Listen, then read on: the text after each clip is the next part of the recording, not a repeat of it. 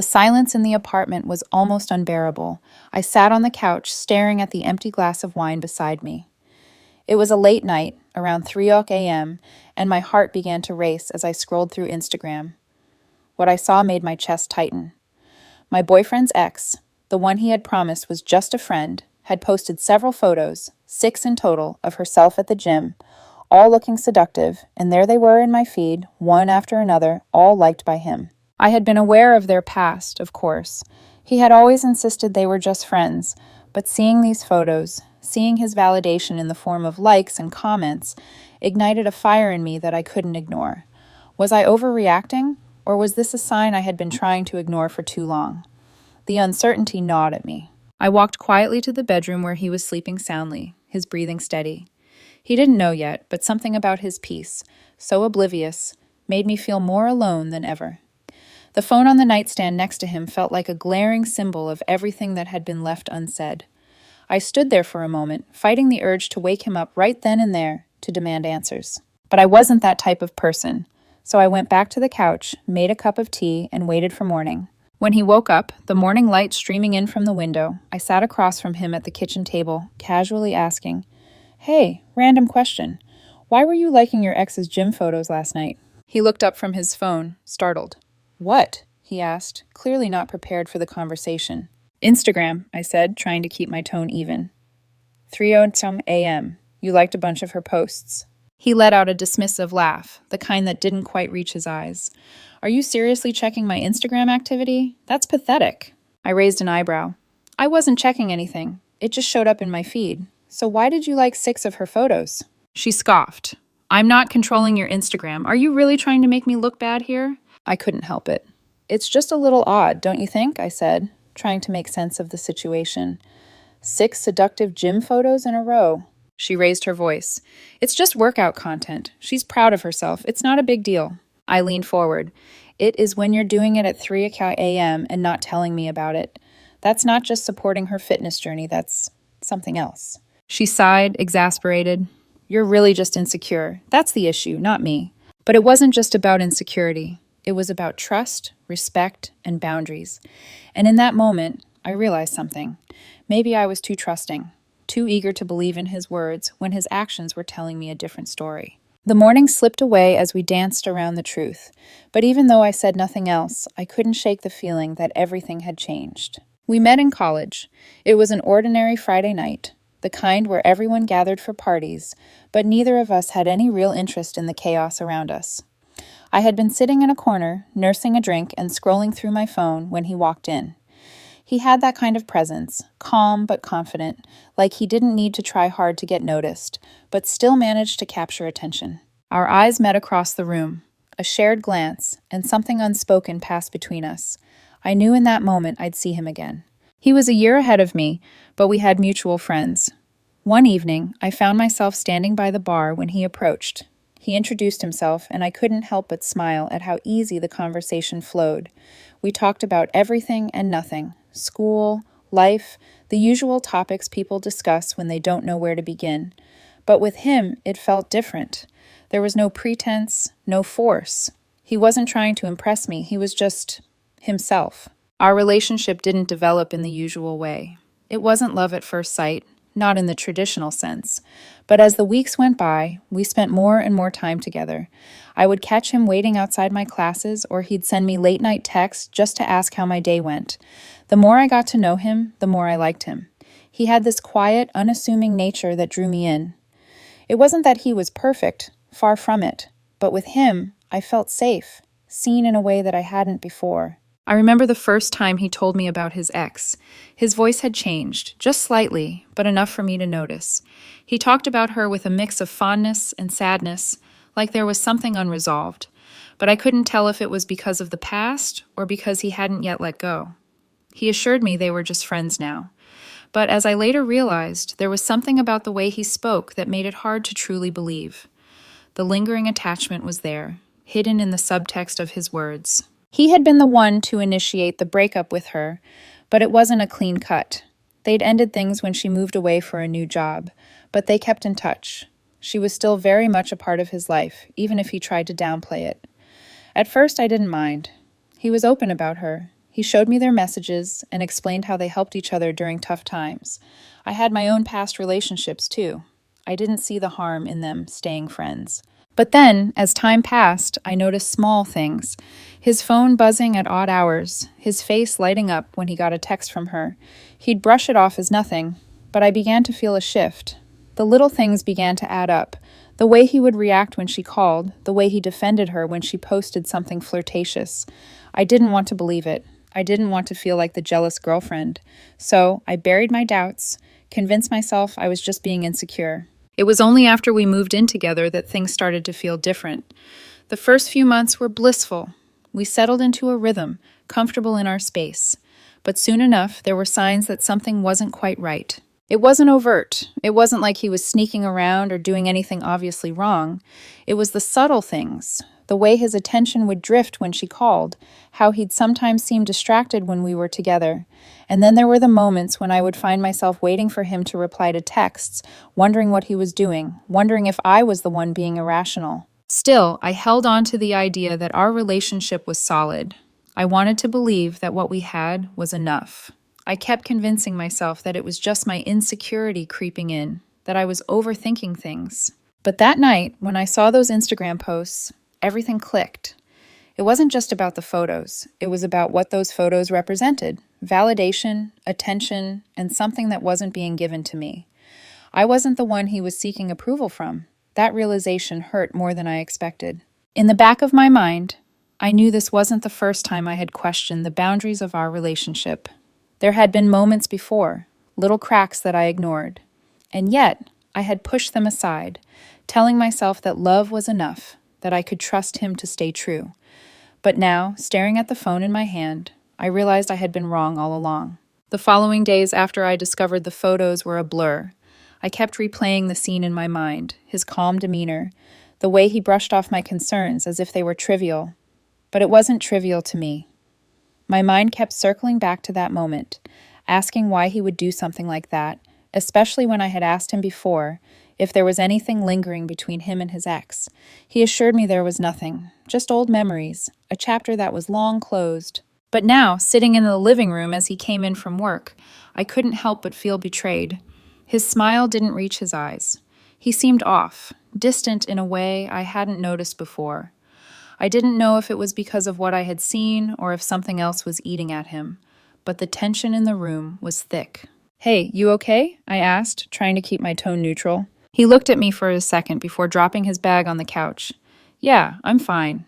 Just work stuff, you know how it is." I nodded, trying to gauge whether he was being honest. The way he spoke, the way he avoided eye contact, made my stomach churn.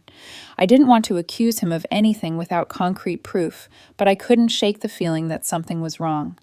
The gut feeling I had ignored before was now screaming at me. As the evening wore on, I couldn't stop thinking about it.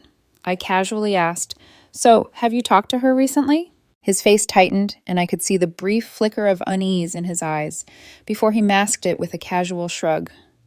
"You mean her? Yeah, we texted a few days ago. No big deal." I looked at him, trying to understand. I don't get it. Why does it seem like you two are still so connected? I thought we had talked about this." He sighed and ran a hand through his hair. "It's really not like you think.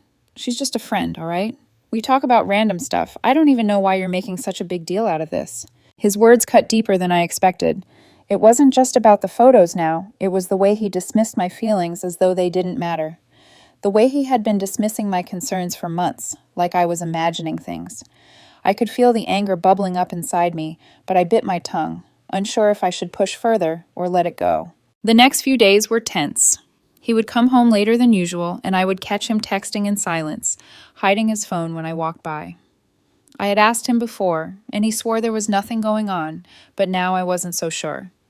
The constant feeling of being on edge grew with each passing hour. I began to notice more subtle signs. The way he was so protective of his phone, how he seemed to go out of his way to avoid any topic about his ex, and how every time she messaged him, he acted like nothing was wrong. It wasn't just the ex, it was everything. The way he started to withdraw from me, the way his attention would flicker elsewhere, the way I was left feeling like I was the one constantly pushing to keep us together. One evening, I decided to confront him again. I couldn't stay silent anymore. We were sitting on the couch, the evening stretching out between us like a void I couldn't fill. I turned to him and said, "We need to talk about your ex, again." He stiffened, clearly already on the defensive. "Why do we always have to talk about this? She's not even a part of our relationship anymore." "Then why are you still in touch with her?" I asked, my voice steady but filled with frustration. "Why are you still hiding it?" He looked at me, his jaw tightening. "I'm not hiding anything. You're the one making this into something it's not." I didn't respond right away, my mind racing. It wasn't just about the ex anymore. It was about the lies, the evasion, the way he was turning the situation around on me, the way I was becoming the villain in a story that I hadn't even written. The conversation ended in silence, but I knew then that I couldn't ignore the cracks in our relationship any longer. The things he had said, the way he had dismissed my concerns, had crossed a line, and now I was left wondering if he even cared enough to try and fix it. But more than that, I was left wondering if I was strong enough to face the truth. The tension between us had been building, and I felt it in every passing moment. Every word we exchanged felt like we were on different sides of a wall, and I couldn't break through. But it all came to a head one evening when I caught him again.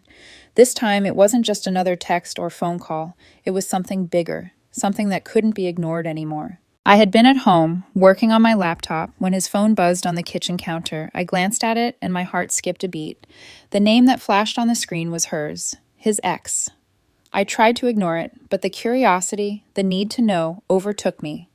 I walked over, picked up his phone, and unlocked it. There it was, a message from her. The words weren't the problem. It was the tone, casual, familiar, too familiar.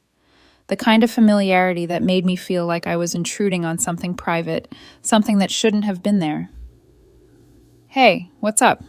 Been thinking about you lately." My hands shook as I read the message. A deep, unsettling feeling spread through me. Why was she still talking to him like this? Why were they still in contact in such an intimate way? His ex didn't just want to catch up. She was playing on his emotions. And the worst part was, he hadn't shut it down. I felt a sudden wave of anger and hurt, emotions I had kept at bay for weeks. This wasn't just about some harmless friendship anymore. I couldn't pretend it didn't matter. I walked into the living room, holding the phone in my hand. My voice was tight when I spoke, but I couldn't hold it in any longer. "What's this?" He froze for a moment, then quickly tried to act casual, like nothing was wrong. "It's nothing. She's just checking in. You know how it is." I could feel my chest tightening, the anger boiling over. "No, this isn't nothing. This is her messaging you like she still has a claim on you. Why are you still talking to her like this?" He looked up, his face a mixture of frustration and guilt. "You're making this a bigger deal than it is." I took a deep breath, my voice growing more steady but firm. "No, I'm not.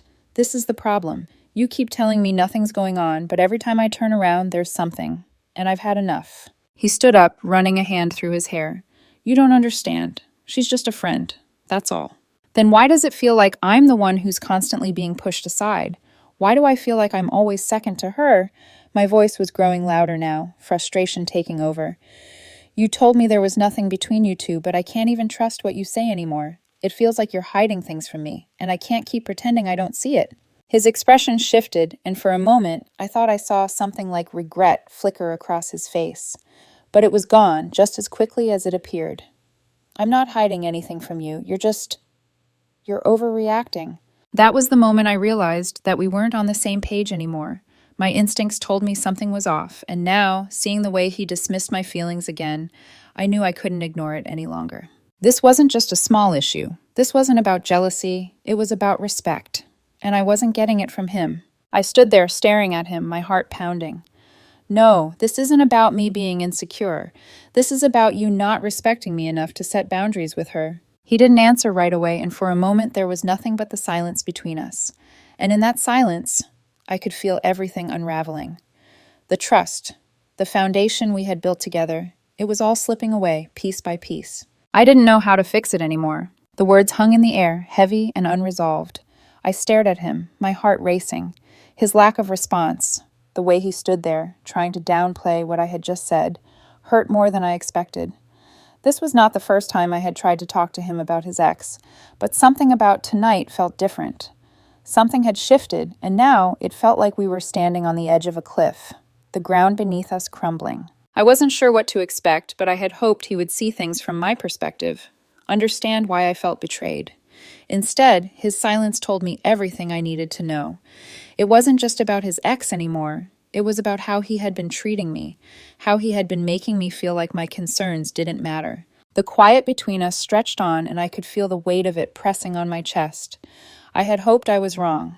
I had hoped that it was all in my head. But now, standing here, I realized how deep the problem ran. I wasn't just angry, I was hurt, deeply hurt. "What do you want me to say?" he finally asked, his voice low, almost resigned. He seemed to be avoiding eye contact, like he couldn't bear to face the anger in my eyes. I shook my head, unable to find the words right away.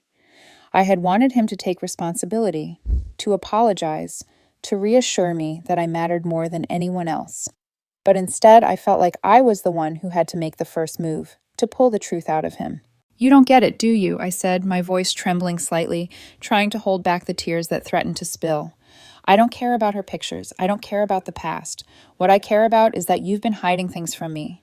You've been lying to me, and I can't keep pretending that everything's okay when I'm constantly questioning your loyalty." His expression didn't change, and it felt like a punch to the gut. I wanted him to understand, but it was clear now that he wasn't even trying. "I'm not lying," he said, but the way he said it felt hollow. "I'm just trying to keep the peace. I don't know why this is such a big deal." I let out a bitter laugh, shaking my head. "You're right. I shouldn't be making a big deal out of it. I shouldn't be questioning your friendship with her.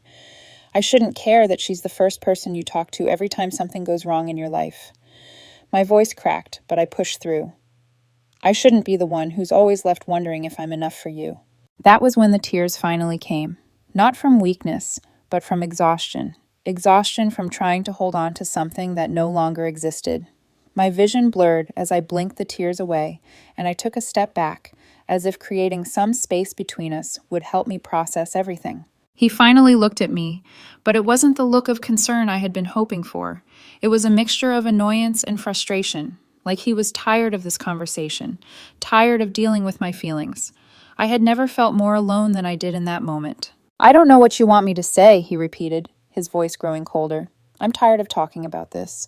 You're making me feel like I can't even have a friendship without it being a problem." I felt the anger bubble up again, sharper this time.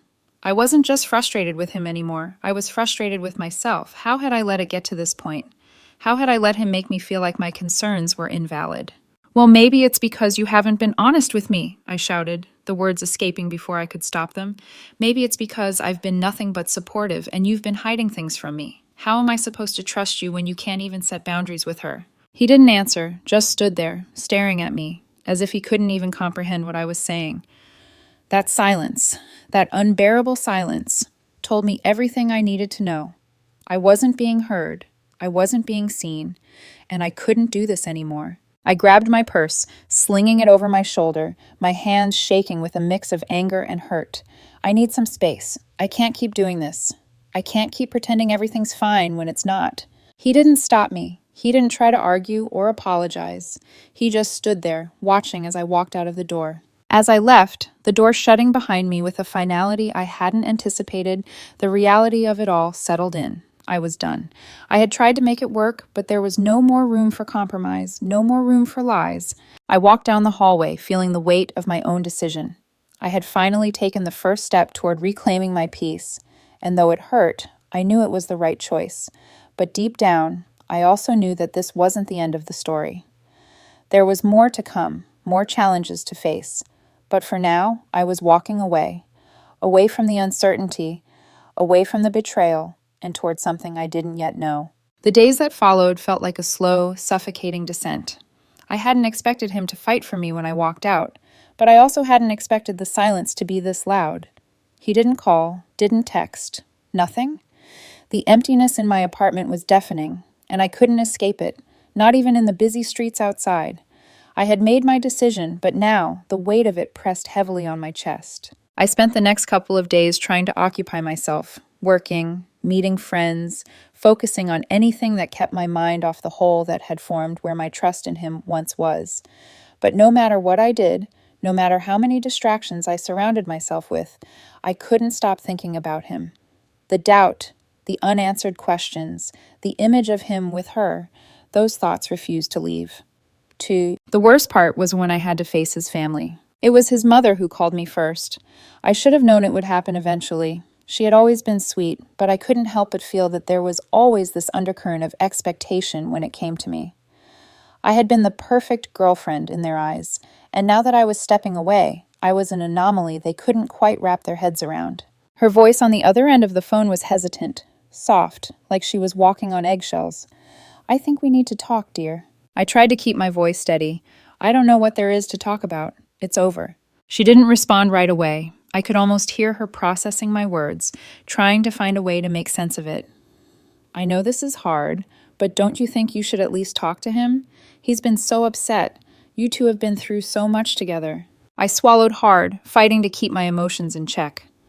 "I can't do this anymore. I've given him everything, and I can't keep pretending that everything's okay when it's not." Her sigh was audible, as though she finally understood the depth of the situation. "I know, but you have to understand. It's not just you and him. It's complicated. You don't know everything that's going on, dear."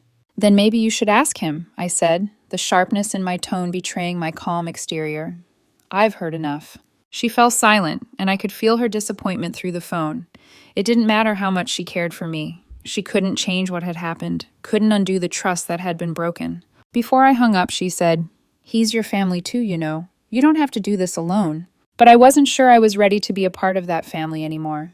Not if it meant living in the shadow of his ex, not if it meant constantly questioning his loyalty.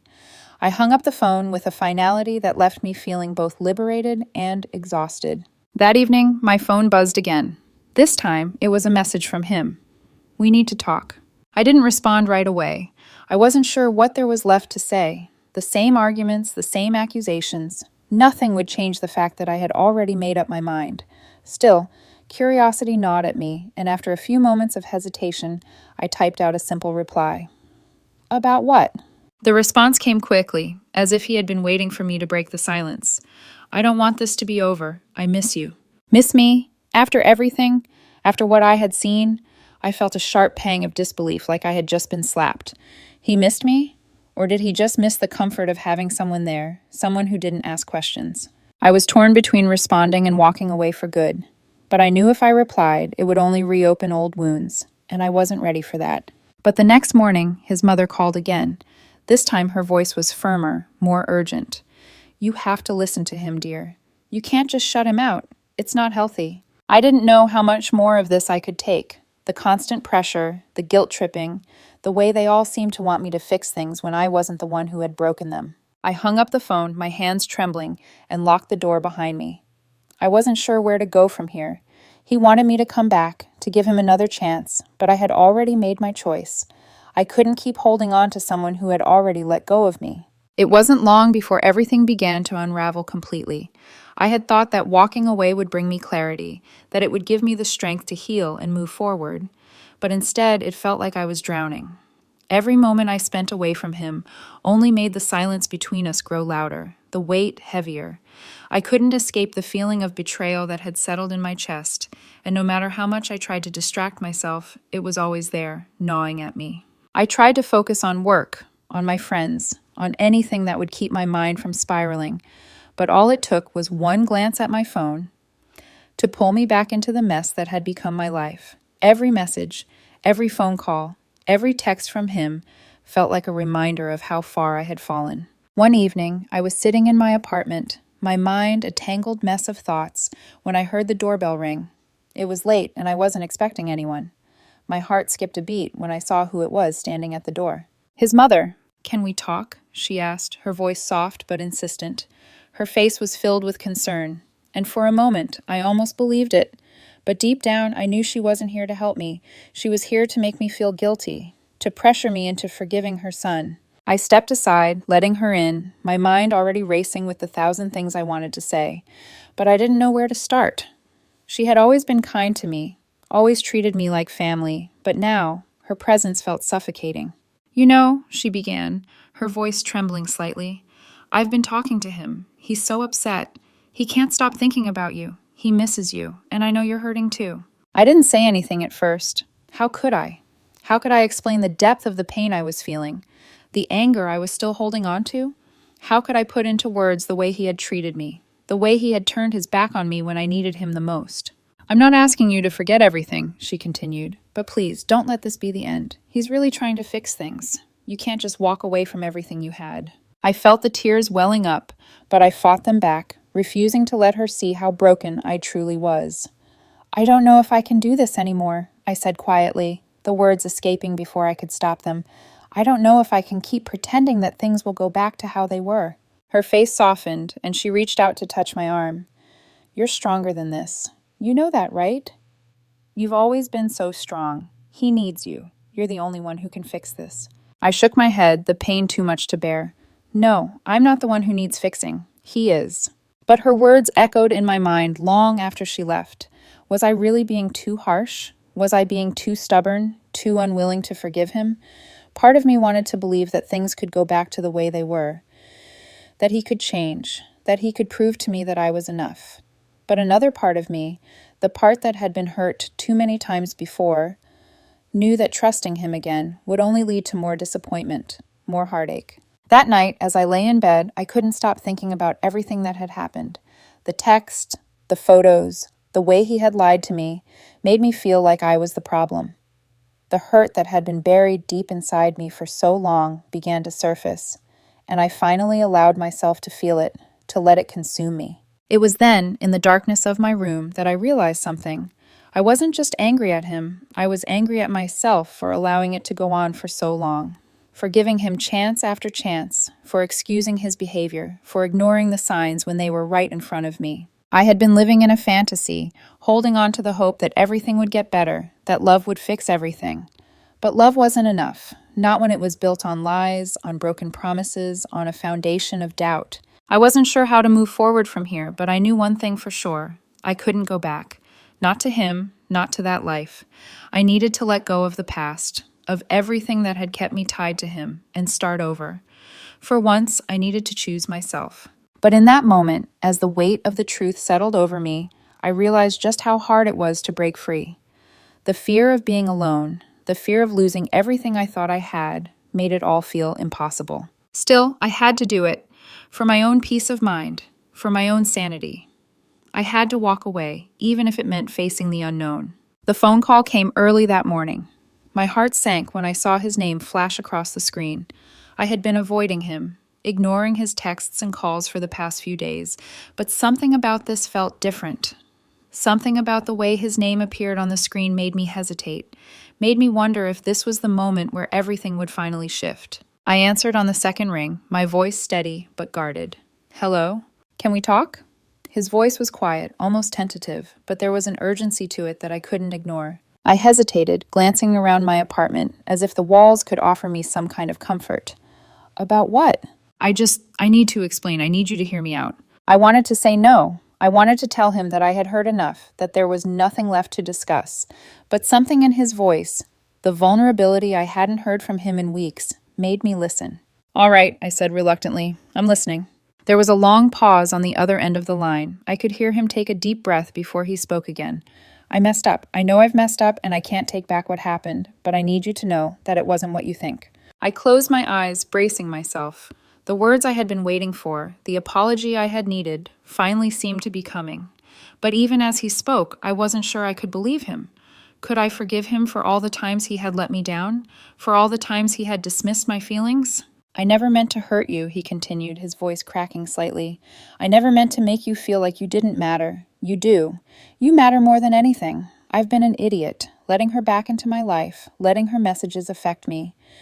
But I see it now. I see what I've done, and I don't want to lose you. I felt a wave of emotion wash over me, but I kept my composure.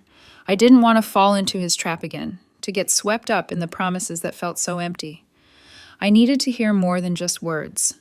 I needed actions. I needed him to prove that he was capable of change, that he was willing to fight for me in a way that didn't involve old wounds. Why should I believe you? I asked, the question hanging in the air like a challenge. You've lied to me before. You've hidden things from me. You said she was just a friend, and yet here we are. I know, he whispered, almost too quietly to hear, and I regret it every day. I don't know how to fix what I've done, but I swear I'll do anything to make it right. Please, don't walk away from us. The words hit me harder than I expected, the weight of them pressing down on me. I wanted to believe him. I wanted to feel the warmth of his love again, to believe that we could make it through this. But as much as I wanted to hope, a part of me knew I couldn't go back to the way things were. I couldn't ignore the gut feeling that had been growing inside me for months. But there was something in his plea, something raw in the way he spoke that made me question everything. Could I forgive him? Could I truly move past the betrayal, the lies, and the heartache? I need time, I said finally, my voice steady but filled with uncertainty. I need time to think. I can't make any decisions right now. There was silence on the other end of the line, and for a moment, I wondered if he was disappointed. Maybe he thought I would immediately fall back into his arms, forgive him without question. But I couldn't do that. I had spent so long putting him first, putting us first, and I had lost myself in the process. I understand, he said softly, but please just don't give up on us. The call ended with the weight of his words still lingering in the air, hanging between us like a delicate thread. I sat there for a long time after, staring at the phone in my hand, trying to make sense of everything. I knew I wasn't ready to forgive him, not yet, but for the first time in a long time, I felt like I had a choice. I had to make it for myself. I had to choose my own path forward, and whether or not he was a part of it was something I had to figure out on my own. I wasn't sure what the future held, but I knew one thing for certain. I couldn't keep living in the shadows of the past. I needed to find my own peace, and if that meant walking away from him for good, then that's what I had to do. But maybe, just maybe, there was a chance for him to prove that he could be the man I needed him to be, a chance for him to show me that I mattered more than the mistakes he had made. The days after the phone call were nothing short of excruciating. I had hoped that the conversation would bring clarity, but instead it left me feeling more conflicted than ever.